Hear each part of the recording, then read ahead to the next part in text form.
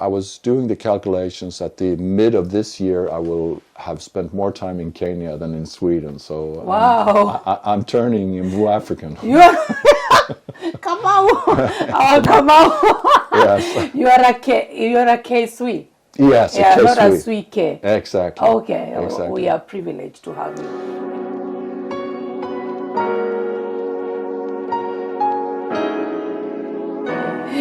Good morning, good afternoon, good evening, wherever you are. This is Lisa Mwangi again on Truth Talk. And today I have my wonderful guest, Peter or Kamau. Kamau, yes. So you can call me Kamau. I can call you Kamau. Yes, you can. Wow. Yeah, Kamau, tell us about yourself. In very short terms, well, my name is Peter, and I'm a photographer seated in the south of Sweden, close to Trelleborg in Malmö.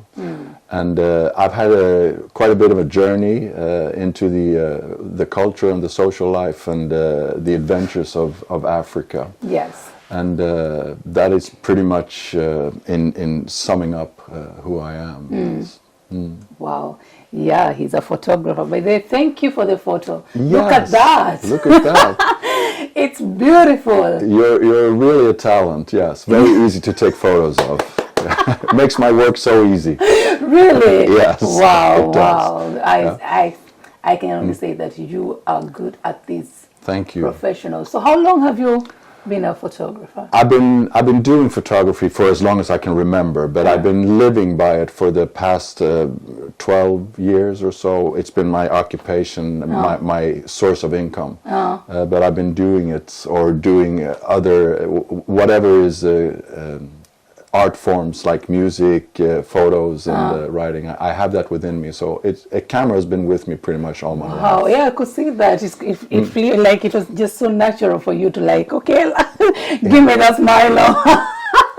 Yes, and yes. I love every moment. Thank you. Every moment. By Well, the way, too. if you're there and you want to take some photos, the details are down here. You can contact Peter Kamau. Yes, Peter Kamau. And he will take you beautiful photos. Wow, I can't wait to share all the photos that... I'm looking forward to share them with you. Thank you so much. Thank you so much. So, Peter. Yes. I was really interested when I look at your profile and what you do at the moment, and I was like, okay, first of all, I saw you on Facebook. I was like, okay, you're in Nakuru. Yes, yes. So can you tell us more about that, what you're doing, and Yes, what I'm doing right at the moment, I'm working on an NGO which I founded back in 2016. And right now we're working with orphans and children and water tanks. And the whole project by itself, the 7M project, it started off as a water project. And it was me doing a trip for an organization who were building a safe house in the area of Nakuru, which was meant to be able to shelter young girls who were about to be married away at a very young age. So I went there and I did the documentary about that, and then I had some time over, so I was traveling around a bit, and I ended up in a place called Lomolo. Lomolo. Yes, it's in where is Lomolo? It's in Baringo County, close to Mogotio. Mogotio. Yes, you come to Mogotio, you take to the right, and you're into the sisal fields, and out there in the middle of nowhere, there's a small village called Lomolo A, and there's a Lomolo B, so it's like sibling villages. And I ended up there, and it was very remote, and very quickly I realized that the struggles and the challenges that they had were immense when it came to especially the water. They were walking very, very long distances every day to a little creek, which they then... To get water. To get water, yes. And they not only did they have very far to walk, they also shared that water with domestic animals, cows and goats and stuff who were standing in it. So it was a source to a lot of diseases, and they also had to walk very far for it. There was a school building there, but nobody was in it. And I was asking, where are the children? And they answered me like they're fetching water, of course. You know, how could they go to school? Yeah. So I decided then to maybe try to get them a water tank. Mm-hmm. And so I came back to Sweden, and I had a photo course where all the funds for the photo course was meant to go to buy a water tank. And that one went very rapidly and quick, a matter of weeks. And there was a tank installed in Lomolo, and to me, I think that was, in my mind at that point, that was pretty much the end of it. I felt like, okay, we did a difference for this village. Yes. But then I came back there some time after, and that moment was extremely emotional for me. I remember sitting in the car, and I was not prepared for anything. I just was going in the car, sitting in the back seat, and then I see in the distance this school building, and then we come closer, and then I see the children are gathered outside with their homemade school uniforms, you know, as good as they could manage there, and they were all ages, the small ones who could just barely stand, and then the bigger ones, and I came out of the car, and they started singing and dancing. How did that feel? It was even to this day I have difficulties talking about it, because that moment was just something.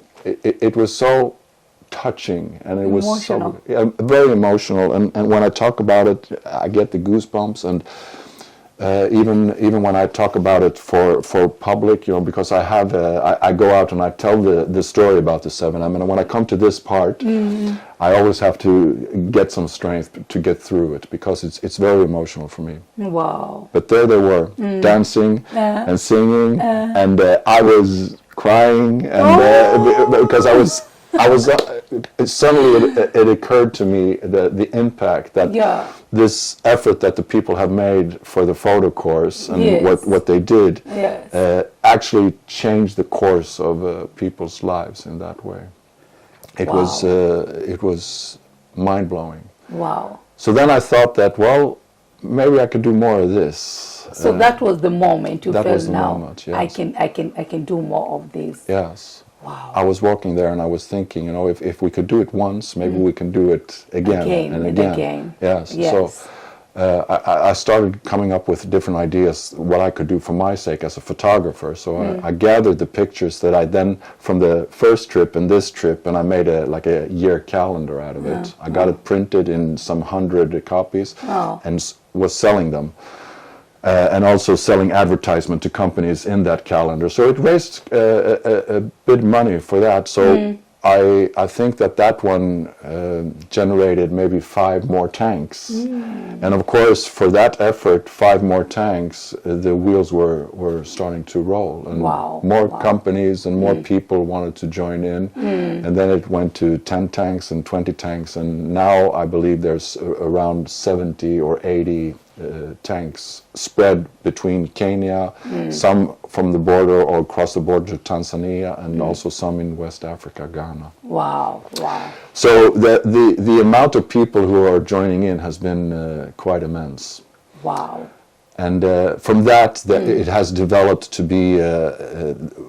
Of course, when I'm then in Africa, I come across a lot of children, a lot of schools, and also I have understood that there are a lot of challenges for a lot of families, and also for some children on their own being orphans, or you know, just having a huge amount of challenges. So even there, people have joined in, and there's been sponsorship for, I think it's now around 40 children who are sponsored for school, and some are sponsored for school and also for the social needs, like food or shelter, having somewhere to stay and stuff like that. So it has evolved to something that is way bigger than me. Yeah, can you imagine? Yeah, it's so many people joining in. So at a point there, I think it was 2016 when things started to move. I decided to start the organization, the 7M Project.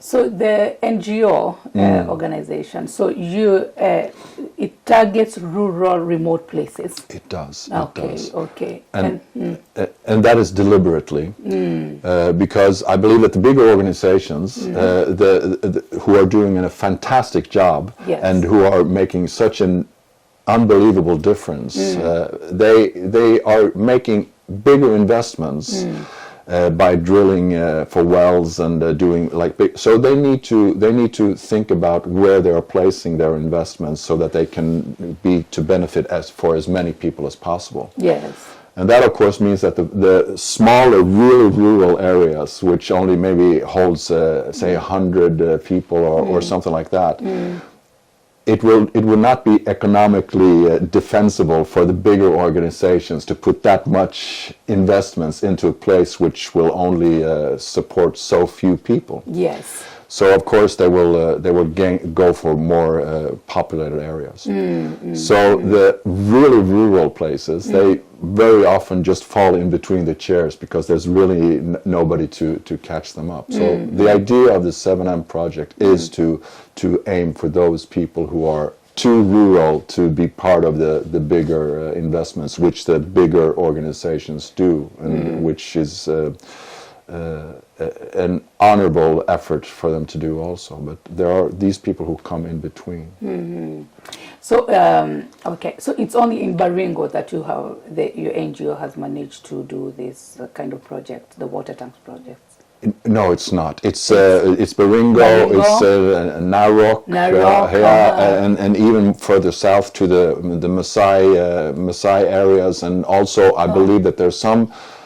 Because the Maasais, being nomads, they go everywhere. So exactly. I believe that there's also some tanks in Tanzania, which the Maasais themselves have kind of placed out like that, just from the border across. From the border, yeah. Okay. And there are some tanks around also Nairobi. Yes, in those areas. And on the west flank of Africa as well, in Ghana and towards the Ivory Coast also. But most of the tanks are in Kenya. Yes. Most of the tanks are in Kenya. And in Nakuru? In Nakuru there's a lot. Oh, yeah, I can imagine. Yeah, there's many of them are around Nakuru and the rural areas around there. Nice. Wow. Oh, good job. Yes. How do you feel to have achieved that much? It feels amazing, and to be honest, I believe that I often get the spontaneous credit for it. Yeah. But it's actually a lot of people who are actually doing efforts for it to happen economically, time-wise, and stuff like that. So I feel that although maybe many times I am the face outwards, people will think or feel that it's me doing everything. It's far from the truth. There's a lot of people who are doing a lot of things in Sweden, and a lot of people also, of course, in Kenya, who are putting their efforts into really working hard for making the wheels go around and things like that. So there's a lot of people involved, but of course it feels like it's my little baby. You know, it's like it's something that came from an idea, and the seed was sowed, and now it has grown to this that is beyond me, and it feels good. It feels good, actually. It really does. It feels like a tree that is planted, and Okay, tell us more about the name of the project, 7M. Yeah. What does that mean, 7M project? Yeah, the 7 million project. The 7 million project. Yes, okay, how did the name come about? It came about because I was, in the beginning of this, I was trying to get as much information as possible about water, about the access to water and things like that. And I was doing the math, and I realized that on Earth, it's 1% of the water is fresh water that we can drink. Just 1%. 1%. Yes. Oh. And half of that is bound into ice and clouds and things like that. So left we have about 0.5% of fresh water of the total water that is around on Earth. And if we took that 0.5% and divided it equally amongst humans, there would be 7 million liters of water for everyone.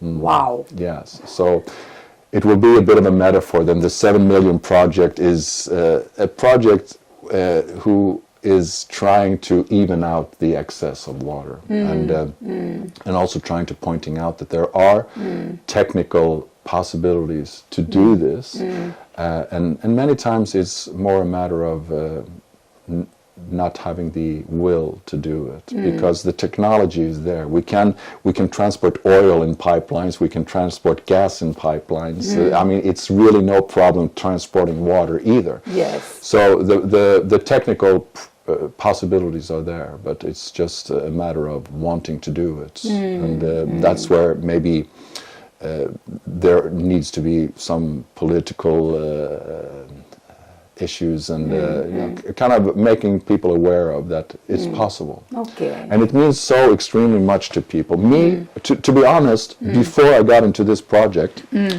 I had this sense of that either you have water and everything is fine, or there's no water and you just die, or so. I wasn't really aware That of. is life. Oh. Yeah, but that was pretty much black or white for me, you know. Because I never got into the thought of there are millions and millions of people struggling every day for their whole lives, Yes. doing nothing but fetching water Water. and getting food, Yeah. which in turn means that they cannot be efficient. They will never get out of that state, because there's never time to do anything that will gain any income. There's never a opportunity to make an investment in anything. It's like that is the life, and it's going to be like that from the moment you start walking until the day you stop walking. And there's millions of people who have it like this. Wow.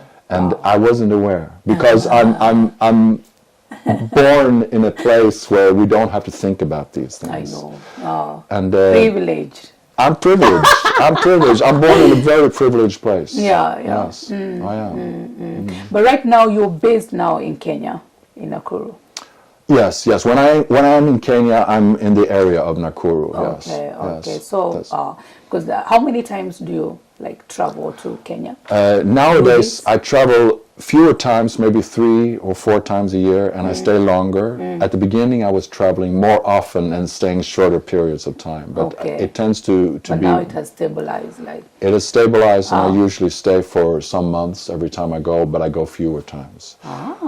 But I was doing the calculations at the mid of this year, I will have spent more time in Kenya than in Sweden, so Wow. I'm turning blue African. Come on! Oh, come on! Yes. You're a K-Sui. Yes, Yeah, not a K-Sui. Sui K. Exactly. Okay, Exactly. we are privileged to have you, and thank you for even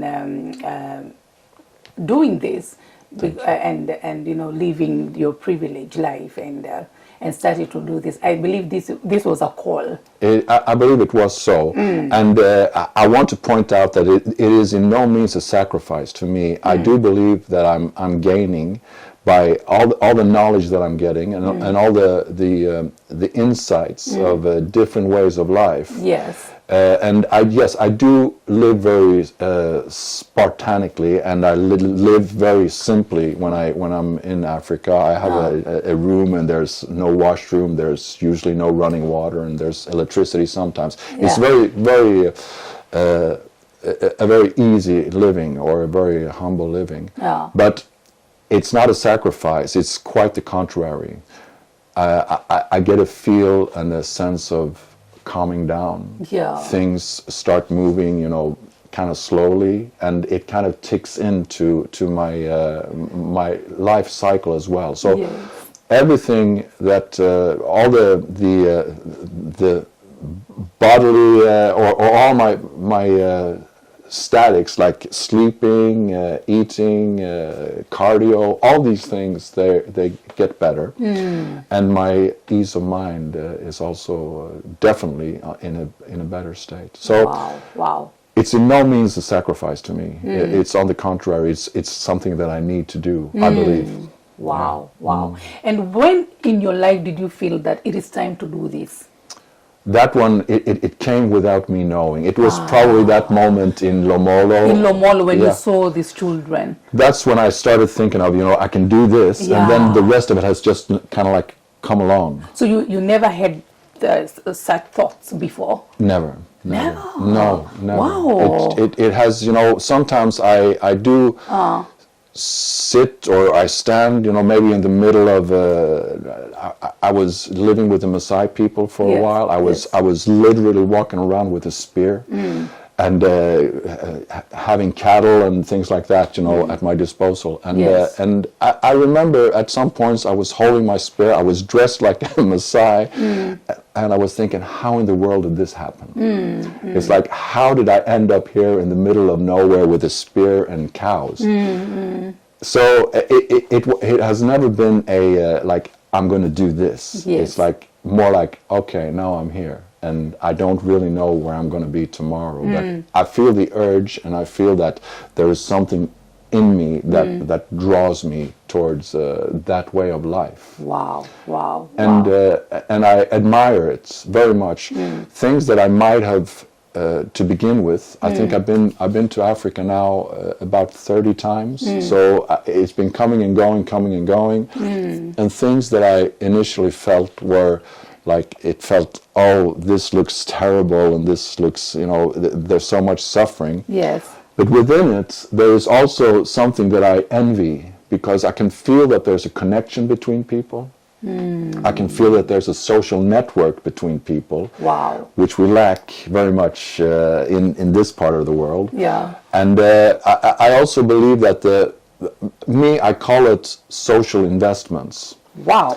And Nice. I don't know if it's a word, I don't know if I read it somewhere and put it into it, but it feels like I've come up with it. And Yes. what I mean by it is that it seems like when you're in a country or in a place where there's no real government who will take care of you, there's not a system for catching up, people are going to make those social investments on their own. They Somehow. kind of create these secureness for people. So if somebody, if the neighbor is not been seen for a few days in Kenya, somebody will ask, where is this person? What happened to him or her?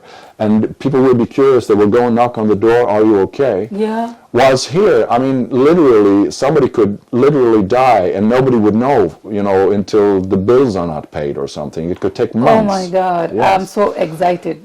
Kamau, you brought up this issue, because this is one of the things I'm doing at the moment. And yeah, Truth Talk is also about creating awareness and giving information. And right now, I've been doing a challenge among the Kenyan community in Sweden that we need to be there for each other and be your brother's keeper and your sister's keeper. And because this country, as you said, it's, you know, it's a distant country, and most people isolate themselves, and it's difficult to know what your neighbor is doing, the whereabouts of your neighbor, unless you go and reach out to this person. Nowadays, or the things that recently, actually, we lost one of our own. Oh, I'm sorry. Yeah, that committed suicide. Oh, God. And you know, we never know what somebody is going through, and that's why I put up this challenge that I do it myself. I call 2 people in a week.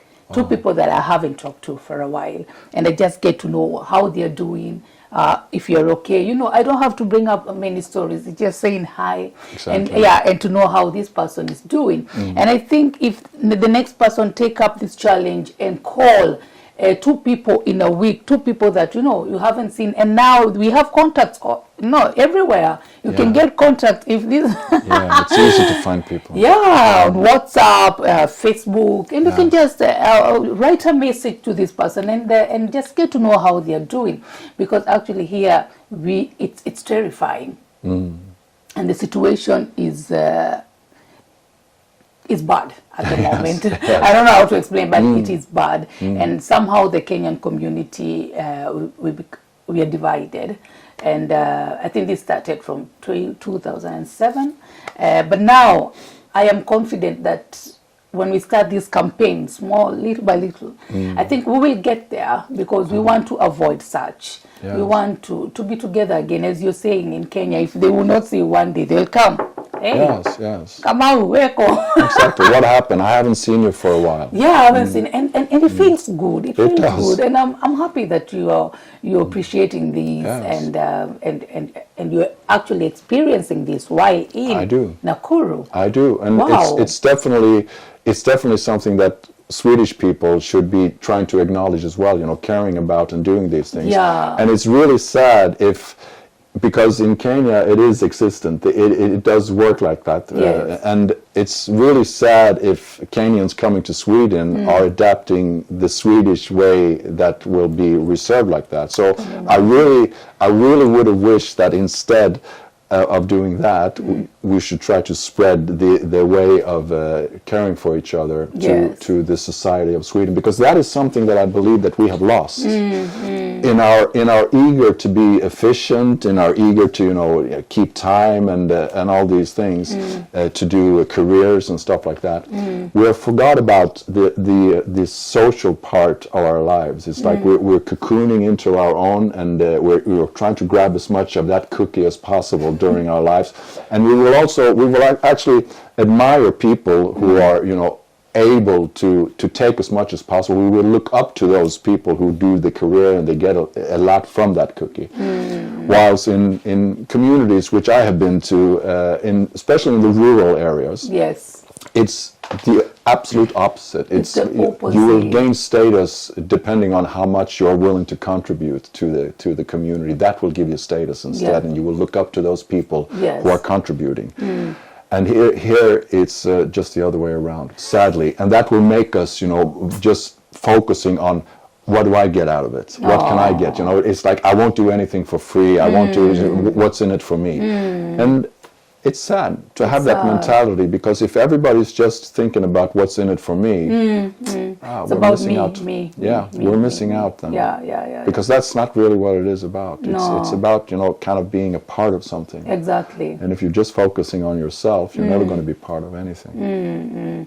It's true, and I'm so happy that you're talking about this, being a Swede, and I know you're also spreading that kind of, that kind of love and care when you come back to Sweden. I do. I do. I try to talk to as many people as I can, and I bring it up. And I also have I let organizations and groups invite me to their gatherings, and I will come and I will have my PowerPoint presentation, and I will either talk about the 7M project, what it means, and that is interesting for many people. And I also try to have a line of which I try to talk to people about the values of life, which I have been fortunate enough to see the different versions of it.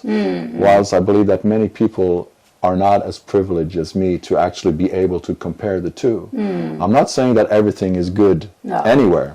There's always things that could be improved and could be better, but there are definitely things that we could look into when it comes to life in Kenya, for example. And if we could adapt to those things, I believe that we would be feeling a whole lot better. Like you say, your friend who committed suicide. You need to be quite down in order to make that choice. And maybe the reason is not just in the immediate circle around you. Maybe it's the big whole picture that eventually makes you feel like you're just this small little piece of nothing and nobody cares. And that thing, I think that we could, if we start thinking differently, I believe that we could avoid that feeling of feeling isolated. And do you think it's possible if, like you're saying, if everybody take responsibility and take up this challenge of being there for one another and taking care of? Do you think it's possible? I think it's possible. I think it's possible because as this that you're saying, just take and make 2 calls a week. If you do that, and those 2 people will call 2 people, and those 2 people will call 2. The math of it will be, there's going to be an immense amount of calls going around, and everybody will feel like they're seen, or somebody's thinking of them, and such like that. And that will enhance your feeling of belonging. Because I think that is one of the most basic human needs. It's to feel that I matter to somebody. When you take that away, in whatever situation, in a relation or in a workplace or wherever it is, when you take away the feeling of that I matter, your connection with that place will be diminished. And Are you in the diaspora and you want to invest on real estate housing? Wilston Homes, they got you. They offer you affordable and high quality living solution. Wilston, healing the nation, one home owner at a time. And bila maneno mingi, Wilston is home. Where do you want to get yourself a land? Optiven, a leading brand in the African real estate on lands. Optiven has ensured a hassle-free investment process for all the diasporans. And Milana Tours and Safaris, a Kenyan company that provides safari throughout East Africa and the world at large. They offer you a fulfilling holiday and make sure you enjoy every moment. It is possible. All this and more. Just contact us on Truth Talk and we connect you to where you're supposed to be. Welcome back to Truth Talk, and we are continuing with this beautiful conversation. And wow, yeah, you're talking about social life both in Kenya and in Sweden. Yes. And the difference. And by the way, I know it was difficult from the beginning to get to see people knock at your door. Come out. Yeah. Yes, it was a kind of a new experience. The social networking that is in Kenya compared to Sweden, where people actually can approach you. They will come and knock on your door, ask you if everything is okay, and things like that. Yeah. And I admire that, and I wish we had a lot more of that in Sweden. Yes, I really do, because here it's we don't really even know the status or the health of the neighbor or anyone else. Even if we don't see them for weeks, there will be nobody wondering. Oh, it's sad. It is very sad. Whilst in Kenya, it's like if somebody hasn't been around for a few days, people will start asking, what happened and where is he or she and such like that. So I think that you don't feel as alone and isolated in those ones. And I really admire that part of the society in Kenya. And I wish we had a lot more of it. So you adjusted like immediately? I adjusted quite quickly because I admired it. Yeah. I admired it. Although, of course, there were other things that might have been more of a challenge. Yes. Coming from a culture where time is very important and things like that. We keep time by the minutes. Then coming to Africa, Kenya, where things are, well, to say the least, slightly different. Yeah. So we have these time issues that takes a bit of a challenge to get used to. I was having this experience going to the tailor. I was speaking to the tailor on the phone. We agreed on 20 minutes. Yes. And I went there and there was nobody there. And welcome to Kenya. Welcome to Kenya. Yes, which in turn was maybe not that surprising. So I waited for maybe 20 minutes, half an hour, and then I called. And I was telling the tailor that I'm here now, and where are you? And I got the message that I'm on my way, don't worry. And yes, exactly. So I waited for, well, at least an hour more. Yeah. And then I had to call again and ask, so I'm still here waiting. And the answer was, well, I'm on my way. And I said, well, you said you were on the way before, and now it's been an hour more. Yes, but I was on my way doing my errand in Nakuru, in the opposite direction. Yes. And then after I've done my errand, I will be back. So in my world, being on your way would obviously be on your way to where I am. To you, yeah. Not on my way doing the errand and then coming. So those things are a bit of a difference, and it takes some time to get used to that. Yes. Although it's charming when you're talking about it, but when you're coming from a calendar which is kind of booked by the 15 minutes and into this, it takes time. But I usually grow into it in a matter of a few days when I come, and then after that I kind of level out, and I kind of just accept it, and eventually I will even enjoy the feeling of being able to be like that myself also, not so punctual. I don't put anything into my calendar because I can memorize what I need to do from day to day, and it's a more relaxing kind of lifestyle. And sorry for that. In Kenya, we have that. It's a challenge. We've had it for long now. That when we set time, it's 1 o'clock. We come 2 o'clock or even 3. Yes. And but we are getting better. We are getting there. Yeah. Little by little. Then it's not it's not obvious if it's better or worse, because I still believe that maybe not being so punctual and picky with your time also gives you a sense of relief as long as everybody's in on it. Yeah. So I'm not sure if it's better, because there's a lot of issues. Being so punctual as we are also adds a lot of stress to our life, and it gives us, I'm 2 minutes late, or I'm 5 minutes late. I have to call. I have to pick up, and but at least things get done. They do get done, but which is a plus. It is a plus. Yeah, I think, because if we're feeling bad in the process of it, then maybe it's not worth it. It really needs to be thought of, and also even a thing like how the buses work. Here you will actually be, you'll have a bus schedule, and if the bus is 2 minutes late, it's like it's a happening. Yes. Whilst if you get into a bus, I've actually literally done this before I knew better. I was going from one place to another, and there were several buses to choose from, and I found a bus which was almost empty, and I think, perfect, I'll take this one because I can choose the seat. I bet you were there for like an hour. That was not a good idea. No, it was more than an hour, and I had my bags that were already put into the bus, so I couldn't get off. Yeah. And realizing then that. Asking the driver, why aren't we going? And he was looking at me and he was asking, is the bus, is it full? And I said, no, well, we're going when it's full then. And those things, although they seem, when you think of them here, kind of, how do you cope with that? But when you think about it, it's quite obvious, and it's a quite good idea. Why would you want to go with a bus with just 2 or 3 people in it? Okay. It's the environment. There's so many issues with that. It's actually better to just wait until it's full, and then you go. In the last then you person. go. Yeah, then you go. So there are a lot of these things that we can learn from, and at the same time just acknowledge the difference. That's right. Right. Okay. Apart from time, do you have any other challenge that you have encountered during your work project in Kenya?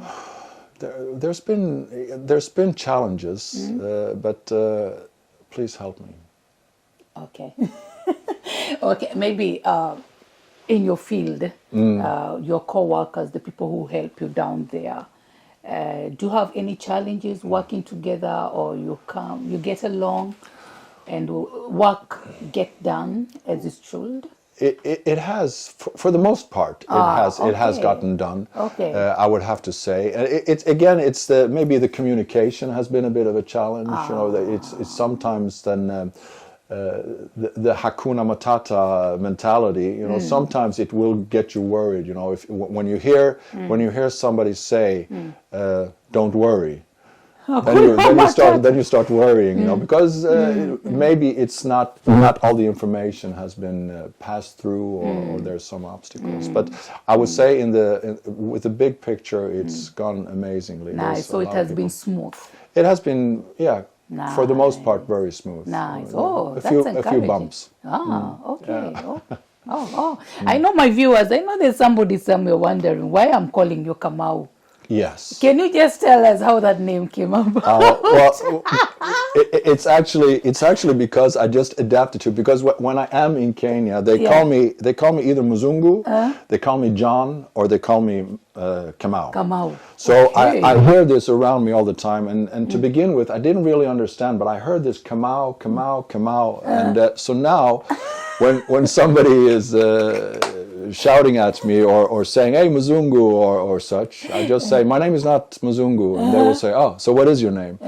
And I will say, "It's Kamau." And I will take them a bit off guard there. Yes, and say, hey, they get more excited. They get more excited, and I can just adapted to it. So it usually becomes an icebreaker when I'm out walking, and somebody will call me for something else, and nice. I just jokingly tell them that my name is Kamau. Your name is Kamau. Yes. Wow. Yeah. Oi, best choice of name. Because they're calling me that anyway. So I didn't choose it. You It was didn't chosen. choose that. It was chosen for you. And it stuck. It's stuck. Yes, it's stuck. Oh, okay, okay.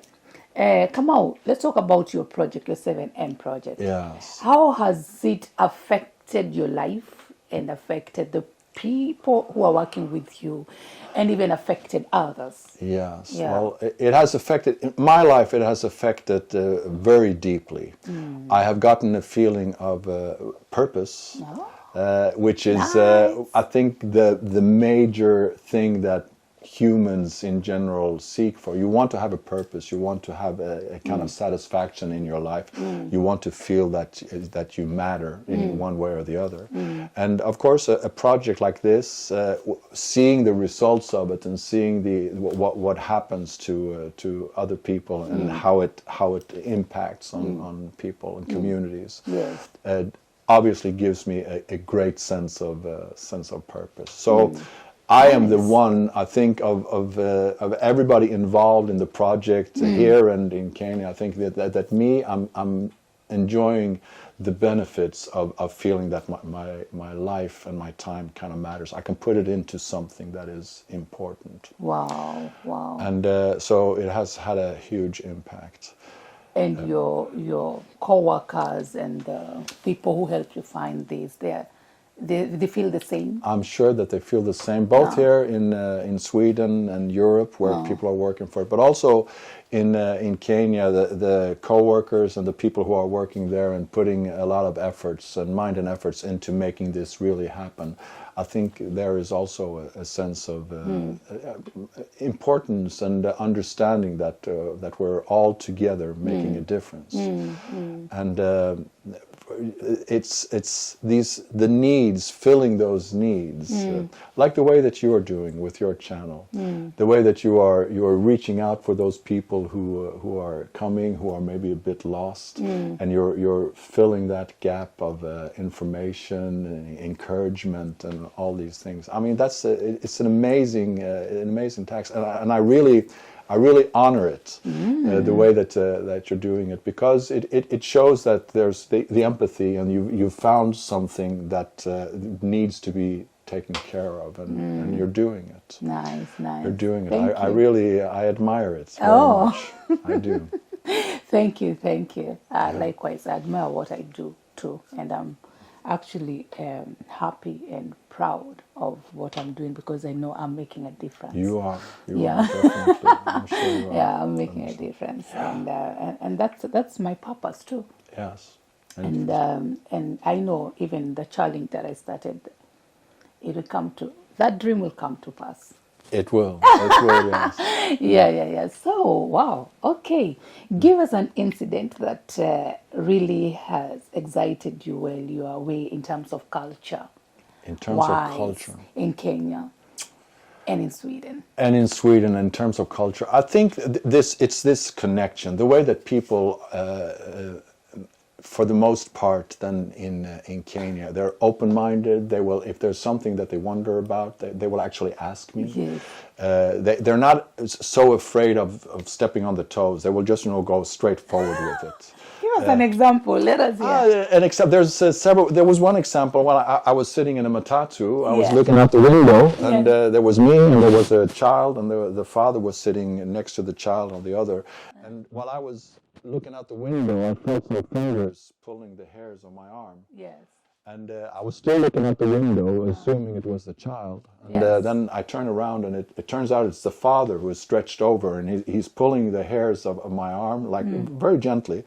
And I kind of look at him, a bit surprised, of course, seeing a grown-up hand on my arm. And he just smiles, and he says, it feels nice.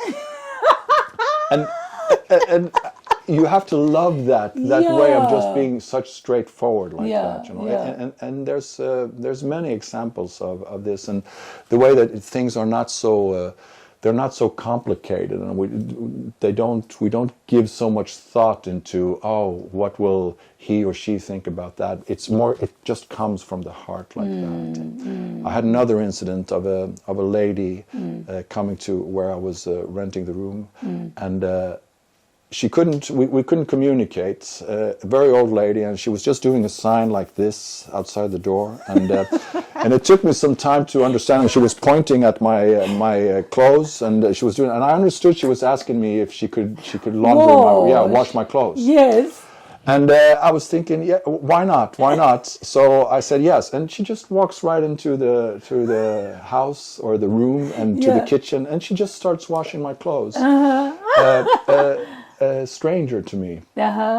And then I needed to go somewhere, so I was trying to tell her that I would need to take my motorbike and go. And she was saying, fine, I will just sleep on the sofa. And she was pointing on the sofa, and that she would sleep. And I was, well, why not, you know? So I went, and she did the laundry, and then she just waited until I got back, and she was lying there sleeping on the sofa when I got back. And then she left. I compensated her a bit. And then over time, we just it became like a routine. A routine. Yeah, once in a while, you know, once a week or so, she would come, and I would just save it. And we had like she did that for part of her income, and to me, it was obviously very convenient. Wow. And we couldn't communicate with words. That's normal. Yeah, they come and they ask for this job because, as you say, we are open and we are social people. So we don't fear like to talk to strangers, and of course that is how work. And I love it. Yeah. I love the way that you just approach somebody like that.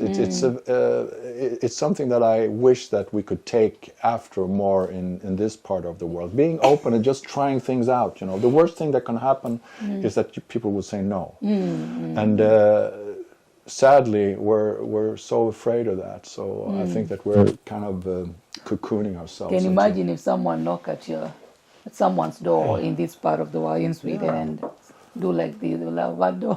Exactly, you will be calling the police or you something. You call the police on this person. It's sad. It's sad, eh? What a difference. Very big difference, yes. And I wish we have a lot to learn. Although sometimes we have maybe come a long way when it comes to efficiency and all these things, but at the same time we lost the connection of each other. Yes. Because there's like a governmental thing in place to take care of all the outsiders and everyone in need. So I think that we have come to not care so much because there's somebody else going to take care of all the problems for us. So that way we don't do these social investments in each other, and it's very important. It's very important. I do believe it is, because if you have a culture which already from the start, I mean, even children in Kenya, they know the concept of social investments. They will help anybody out, you know. They will. The older children will help the smaller children, and it's like within the system already to begin with.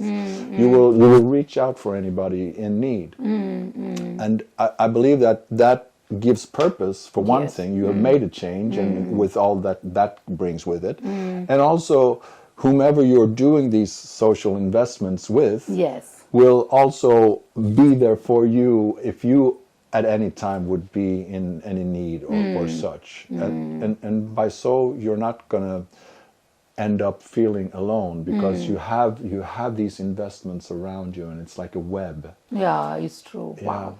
And I wish we had more of that. And I wish too, because in Sweden, personally, I've been here for long enough to know and experience and see how things are. And actually, in terms of social, we are zero. True. We are at zero, minus zero. Very true.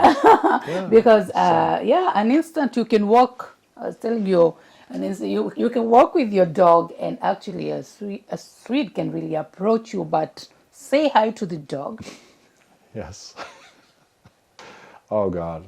Yeah. It's true. Like, vad söt, vad heter du? And you're like, okay. You're even asking the name of the dog, but you're like, okay, I'm here. You know, I'm like, I'm there like a statue, and no, they won't even say hi to you, but they will say hi to the pet. I'm like, wow, it has come to that level. Even when you sit on the train there, and seated next to somebody, you want to really say hi to this person. Yes. No, you don't really want much. Just saying, hey. Exactly, Yeah, exactly. it makes a big difference. It does. But now when you sit next to somebody, hey, you will rather open the magazine or newspaper and start reading, or take his phone or earphones, to distant Yes. yourself, like completely. I don't want anything. And actually, sometimes you will even sit somewhere and that other person will just stand up and because they really don't want contact. Exactly. So what do you think? What is the problem? Is it solvable? I hope so. I You truly, hope so? truly hope so. And somewhere, I think it is solvable, but we need to kind of think of things differently, because we won't see that in Kenya, for example. And we have even, I mean, there's a name for it. You call it here, you call it your private space, right? You have a private space. Try to explain that for a Kenyan, It's like, what do you mean? You're sitting in a matatu. Where is your private space? There's people sitting literally in your lap. Somebody's just leaning over. Yes. Yes. I was talking about, like, I'm sitting in a matatu, and then suddenly there's a mom with a small child who needs to fit in the back. There's no room for the child. So suddenly I'm sitting there with a baby in my lap. Yeah, without even asking you. Without even asking me, you just take it. The conductor takes it, puts it in my lap, and the mom goes in the back, and everybody's fine with it. And then she passes me the money from behind, and I give it to the conductor and give the change back. And I'm sitting there with somebody else's baby in my lap, and I'm loving it, because it's just solving the problem right there and then. Look at that. Yes. You can imagine if that happens here. Like we're sitting in the bus and someone just put his or her baby on a stranger's lap. Yeah. Hey! You will classify that parent as irresponsible. Irresponsible, and they will call social service for you. Probably, yeah. This guy is not even responsible. I'll hold a door for me. Yeah. Oh my God. Because then you're invading somebody else's space. Exactly. Yeah, and then you're not being responsible for your child. So then there will be, they will call the social service, say this parent here is kind of strange. And it's so sad that we need to think about it like that. And I believe that if we just get closer to each other and communicate and just be open about it. That's it. Yeah. Please say that again. Say that again. Just be open about it and communicate. Yeah, and don't be afraid to take contact. Yes, it's not dangerous. It's not. No, you can talk. You can always try. And the worst thing that could happen is that maybe one in a few might be offended, or they might not be in for it. But if you at least try, then hopefully you will get contacts, and you will just have a nice chat for maybe 5 minutes. Yes. And then you're off on your own way, and at least you had some kind of interaction with another human being. And it's so important. It's so important. That is well said, Kamau. Asante sana. Asante sana. Karibu. Asante. Wow. Yes. And I believe that you're doing the same. You have the same task. Yes, the same. Yeah. It applies the same to me either and to the next person. And I'm also happy because now you are experiencing this from Kenya. It has become part of you. And now when you come to Sweden, you spread it out. I try, yes. Wow, you spread out the calmness and the love, the warmth. Yes, those things I believe are very important, and I think that more Swedish people should try to adapt to that. And I also believe that those are the things that people coming here should, try to not adapt to those ways of Swedish people. Don't get isolated and don't get into that mindset. Stand your ground and be outward going and keep those cultural traits alive. Wow. I believe. So, what are your plans? What are the 7M project plans for the future? My plans, or my hope, my wishes are that the 7M project will grow bigger than me. It is. Yeah, bigger than it is, and Yes. that it will have a foundation of its own to stand on long after. And it's already big. It's big. There are things happening. It's a big project, and the wheels started turning quite quickly.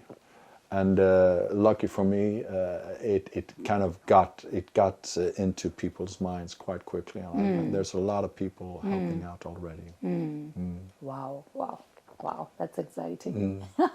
That's exciting. Okay, let's watch out some of the clips here and some of the slide. Let the people see what you're doing, and then we get back again. All right.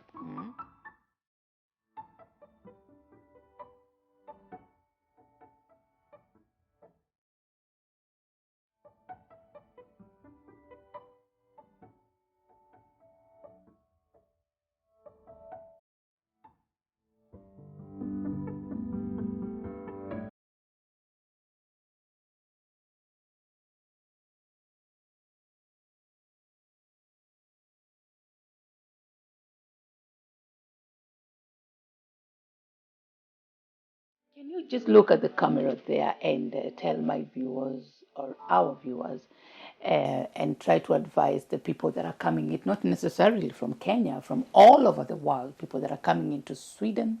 And of course, they have the first barrier, which is language. Yes. And some others, challenges. Okay, what advice do you have for these people?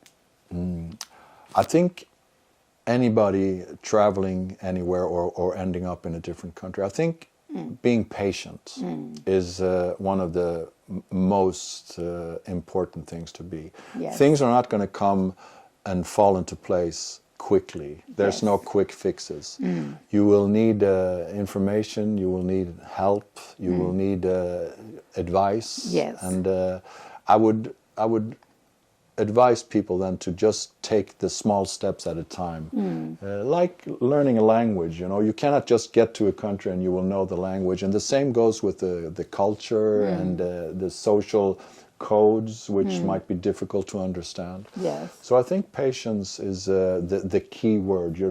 Don't give up just because things seems to be going or being in an uphill, because eventually things will loosen up, and take advantages of channels like yours. Truth Talk. Yes, Yeah. Truth Talk. Yes, do take advantages of those things, because there's a lot of knowledge there, and Yes. and it's continuously growing. Yes. Tack så mycket.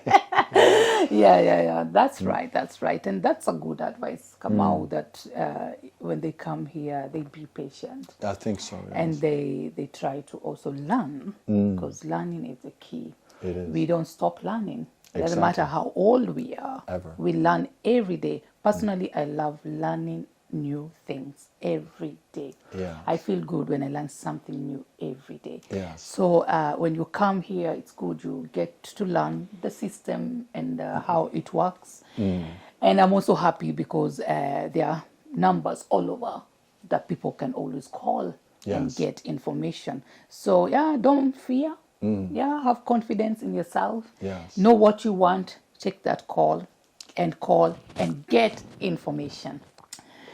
M7 project. Yeah.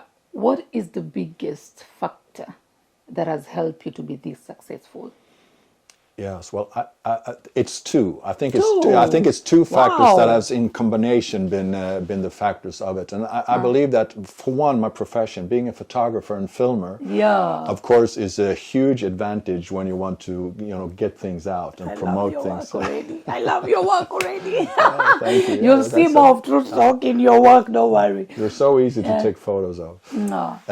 And I believe that other organizations who are doing very good things are sometimes struggling getting the information out and getting the word out. And the benefit then, being a photographer, kind of working with outwards going material as a profession, has helped me a lot. And then in also on top of that, I think my personality is a bit fearless, maybe. I don't fear new things. Yeah, wow. I challenge new things, and Yes. I'm a bit drawn to things that I don't understand. You embrace them completely. I embrace things, yes. Nice. I'm drawn to things that I don't really understand, or that I'm not fully capable of it yet. And I think that is also a factor that has benefited, because I throw myself into things. I don't avoid things I don't understand. I rather try to learn. And so those two in combination, I believe, has contributed a lot to the 7M project. Wow. Ah. Yeah. do you mind just answering this? How many are you? In the organization? Yeah. We're the chiefs of staff, or what you call it. We're just the small organization. There's me being the CEO, and then there's the secretary, and so we're like 5 people in the center of it, Nice. and then we have the community around it. Yeah. Some are like paying members that pay a monthly fee, and some are contributing with other things, bringing clothes, for example. When I'm traveling, I put the clothes into the suitcases for the children and toys, school material. So I would expect it maybe to be around 150 or so that are involved one way or the other in the project. That's a big number. It's a big number, yes. Yeah. It's a big number, and there's a lot of people who really want to make a difference as long as they just know the channels to do it. And there's a lot of people with warm hearts out there, and I appreciate that very much. Wow. Yeah, by the way, if somebody is there and they want to follow with you to Kenya, do you allow that too? I allow that. I encourage it. I Yes. encourage it. I actually have photo courses. We go with small groups several times a year. I bring a group of maybe 6 or 7 people. Yeah. And we have a photo course. We go to the Masai Mara, Naivasha, and Nakuru. We go to different places. Yes. And then when the course is done, the group goes back to Sweden, and I just stay along and I do the 7M work. So I highly encourage people to come along for the course, not only for themselves, but also because it actually contributes to the organization as well, because it gives me opportunity to come and do my work in there. And even the Kenyans are also welcome to come down there and see your work. They're more than welcome. Yes, I would love to host. I would love to host the Kenyans. Yeah. Nice. Wow. If you're there and actually you feel you want to be part of the M7 project, please, you're kindly welcome. And if you're there and you feel like you want to support this work, the contacts are down here. You can always reach out, or you can email Peter, and I know you'll feel better. Everything will get better. Definitely. And of course, Truth Talk is behind you too. Thank you. Yeah. I feel honored. It's a real true honor to be on your show. I mean, the work that you're doing is very important, and I think you're really reaching out for those who really needs this, and it's a amazing idea, and it is a true honor for me. I admire your work highly. Really? Yes, I do. I'm happy. I'm honored. I'm honored too. I've been watching your clips, the videos that you have, and I would encourage everybody else to, once you're done with this one, go through the other ones too. There's going to be a lot for you to learn. And more is coming. More is coming too. Oh, wow. I'm excited. Ooh. But I want you to give us your ending shot. My ending shot. Yeah, let my viewers. I love this part. I love this part. You love this part. Yeah, the ending shots are always powerful. Yeah, and they send out that message, Yeah. Well, Perhaps. My ending shot would be a proverb, a African proverb, which I've learned, and it goes like this: before you speak, ask yourself, is it true, is it kind, and will it improve on the silence? Wow. Say that again. I will say it again. Before you speak, ask yourself, is it true, Yeah. is it kind, and will it improve on the silence? Hey. Okay. Yes. I'm not adding anything. Because it will spoil that. Oh, Yeah. Thank you so much. Thank you. Thank you for your time. Asante sana. Karibu sana. Nimeshukuru. Asante. And I'm looking forward for next time. Me too. Thank you very much. Thank you. And are you in the diaspora and you want to invest on real estate housing? Wilston Homes, they got you.